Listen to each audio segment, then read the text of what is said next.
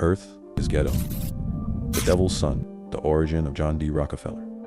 How a con man's child became the architect of modern control. Before there was a food pyramid, before there was a medical school, before there was a foundation that shaped how the world eats, heals, and learns, there was a boy watching his father count money he wouldn't keep in a bank, learning a lesson that would echo for 100 years. The system isn't broken. It was built this way from the very beginning. The root, devil built.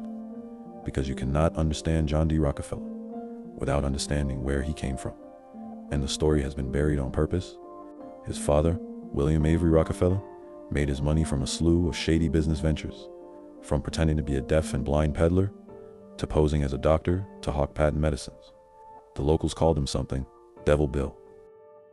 William Avery Rockefeller was a pitchman, a doctor who claimed he could cure cancers and charged up to $25 a treatment. He was gone for months at a time, traveling around the West, from town to town, and would return to wherever the family was living with substantial sums of cash. Let that land.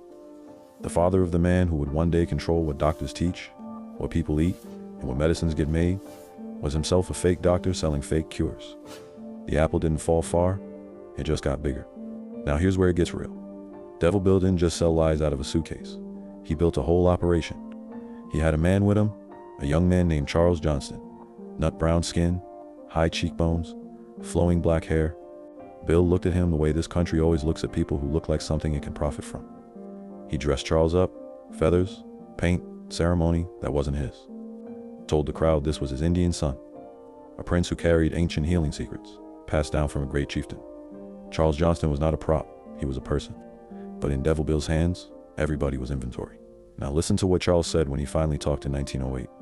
30 years later, after Bill was dead, after he couldn't hurt him anymore, he said, he had a fine team of horses, the best that money could buy, and a fine carriage in which we drove, from town to town.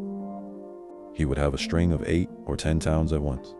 He would drive into a town, scatter handbills, in which the great Dr. Levingston asserted that he could cure all diseases, and we would have a suite of rooms at the best hotel, and to the doctor there would come the sick and the halt and the lame.